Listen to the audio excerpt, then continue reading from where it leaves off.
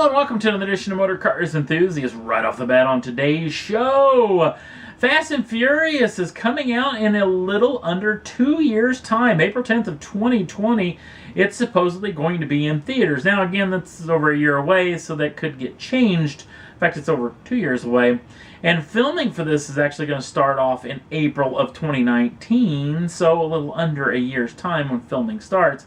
If you can't wait till that 2020 date, there is another little fix for your Fast and Furious loving. That is a spin-off of two of the modern-day characters, Hobbs and Shaw, which will have their own spin-off in the Fast and Furious franchise. Not really sure, haven't heard a whole lot about whether some of the original cast will end up in that particular film as well, but it is filming as we speak, so possibility of this being out this time in 2019 is a very real possibility. Next up on the list, well, let's talk about Kimi Räikkönen, Formula One world champion back in 2007, is actually making a big seat swap down from Scuderia Ferrari in favor of Charles Leclerc, who's actually a rising star inside of Sauber, another FCA sponsored team with Alfa Romeo and Ferrari-backed engines and transmissions. Well, basically what the situation is this. Charles Leclerc is going to be moving up to the big team, that being Ferrari. Kimi Räikkönen will move down to Sauber for the next couple of years. Now, the big greatness that comes out of this is we get 2 more years of Kimi Räikkönen and all his little quotes, not only to him and his engineers, but also him and the media, that is always entertaining to actually listen to. The other thing is this, at least in my mind, this might be a little hit to Charles Leclerc, because the sheer fact that now you've got a Formula One champion sitting in the wings, so if Leclerc can't cut the mustard at Scuderia Ferrari, the possibility of moving world champion Kimi Räikkönen right back into that seat is a real possibility. That being said, Mr. Räikkönen here is the oldest guy on the Formula One grid, turning 40 next year, and I know I'm kind of throwing stones because I've got at least 5 years on the guy, so it'll be an interesting situation over the next couple of years just to see what could happen inside of Ferrari-shod cars. Next up on the list, Volkswagen finally, after 2 years of rumors that the Beetle will be leaving the U.S. market, has finally come out and said that there'll be a final edition of the Beetle that'll be sending out in its last hurrah.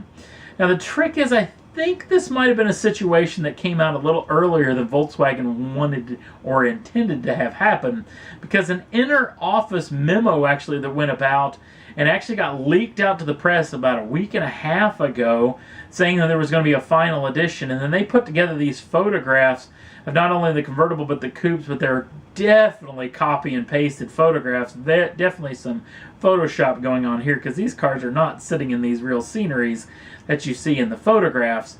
That being said, SE and SEL trims will get final editions of the Volkswagen Beetle, also in convertible and hardtop versions.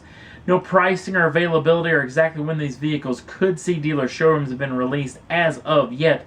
We'll definitely keep you in tune of what we hear. Last up on the list, a very bizarre story revolving around Champion Porsche. It's one of the world's largest and definitely the U.S. largest dealership for Porsche shod machines in the United States. And it revolves around the VP of operations, the vice president that is, one Siraj Shakoli. Shakoli is basically MIA. He's missing in action. He is split with apparently a fantastic amount of funds from not only customers but also dealers. Mr. Shakoli actually came out to the folks over at Champion Porsche and told them the situation that he was in, and it kind of got revolved around the situation of him possibly being in some money problems.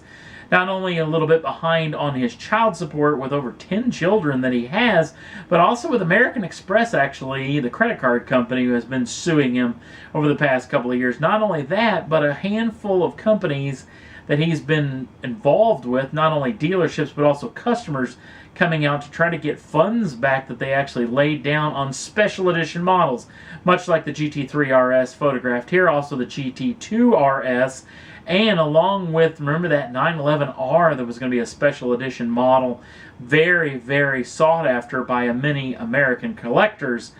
And apparently he put together a little shell corporation with a bank account under Champion Autosport, which is basically a little bit close enough to actually get this situation off the ground for a lot of folks to throw around a lot of heavy-duty cash to this fellow. In fact, he came out to Champion Porsche earlier this year and told them that he had stolen $2,560,198. That is no small change. Once it went into this little shell corporation or this bogus bank account, it was then just put right into him and his wife's bank accounts. And obviously, he has split. Champion Porsche was actually serving him with a lawsuit notice when they found out that he is gone.